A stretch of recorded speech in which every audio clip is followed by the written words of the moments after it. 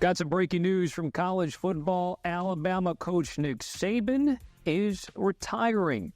The college football world was stunned by the news, watching the sport's most prominent figure retiring not long after a college football playoff appearance. His retirement shook an entire state to its core, and his Darth Vader stranglehold on college football would no longer exist. The Alabama dynasty with Nick Saban started with big hopes and an even bigger hype. People knew he would be good, but it didn't take long for him to exceed expectations of even his biggest fans. In just a year, all the coaches were in awe of the sleeping giant he had awakened. He was a revolution for college football at the time, and he was just getting started. And it's safe to say the genesis of his career was no exaggeration. Despite being the best coach in college football, he remained humble. It's safe to say with all the admiration he received, no one predicted he would be a generational type coach after his brief stint with the Miami Dolphins. What is the threshold we look for to determine the greatest of all time? After his announcement, AD Greg Byrne immediately got to work in finding the program's next head coach, hiring Kalen Deboer in just over 48 hours. But if history tells us anything, it's that the next few years at Alabama are going to be a roller coaster ride. As we introduce the next head football coach of the University of Alabama, Kalen Deboer.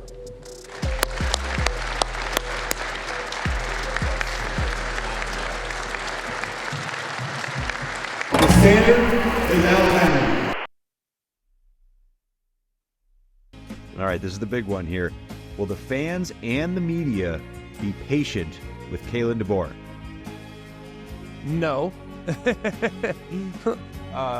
I've seen the guy after the guy at Alabama, and it was Bill Curry, and he went down in flames. To Nick Saban, but do you want it? Do you want to follow him?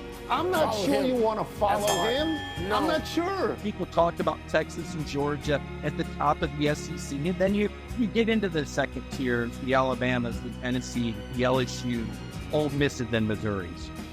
Because I think Kalen Deboer will get fired in about 4 years. Alabama was irrelevant, mediocre, and trapped in college football limbo once Gene Stallings resigned in 1996. During the 10 years after Stallings left and Saban arrived, Alabama hired 3 coaches: Mike Dubose, who lasted 4 years, Dennis Franchione, who only lasted 2 years before taking the Texas A&M job, and Mike Shula, who lasted 4 years. Dubose and Shula both were fired and never had a head coaching position before or after their Alabama tenures. In that decade, Alabama finished the season ranked in the AP poll only 3 times, which is why it is imperative Greg Byrne is making the right hire for continued success. Byrne aggressively pursued the coach with the 3rd best record in the FBS the past 2 seasons. Fresh off leading Washington to a national championship appearance, Deboer was the hottest name in coaching. He is taking on a job where anything less than a national championship is considered a failure.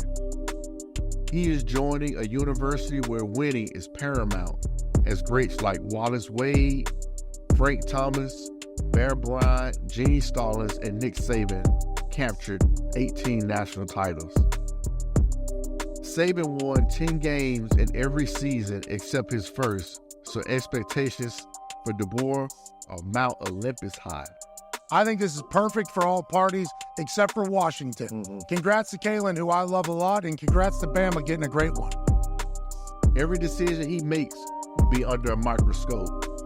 This is a guy who has won nearly all his games in jobs that were under the radar.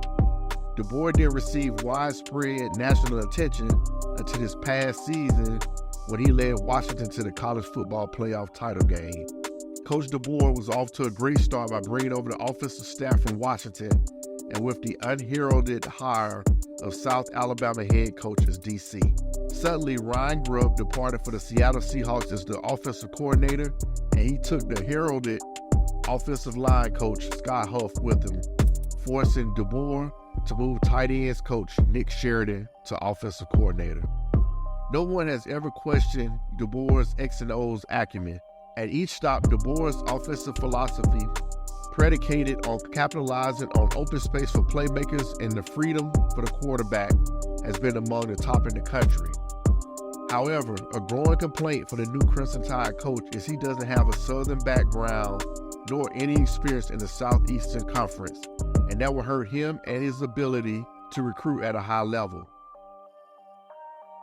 As big names from last season, true freshmen Caleb Downs and Caden Proctor opted for the transfer portal after Saban's retirement, many players have remained, led by a contingent of Malachi Moore, Jalen Miro, Tyler Booker, and Dante Lawson. Being the guy to follow Saban and continue the Alabama legacy was something he wanted to do.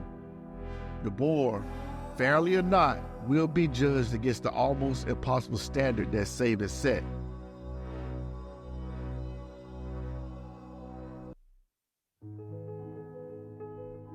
And maybe we're going to find out in the coming days that Nick Saban's like, what do I need this for? Between the transfer portal and NIL, to me, this was Nick Saban's most impressive coaching feat of his career. Following a football legend in Nick Saban is one thing, but dealing with constant scrutiny from those who dissect Alabama football will continue to be an eye-opener for him. During his 17 years at Alabama, Saban led the Crimson Tide to a 201-29 record and a record 6 national titles. He had more seasons where Alabama played in a national title game than seasons where they failed to play. Everything he does will be compared to the greatest coach in FBS history. Handling that might be the biggest hurdle of his tenure. There's still set to be a major learning curve as Deboer and his scheme adapt to life in the best conference in football. While running through this year's Pac-12 was no easy feat, the league definitely went out with the bang in terms of depth and quality.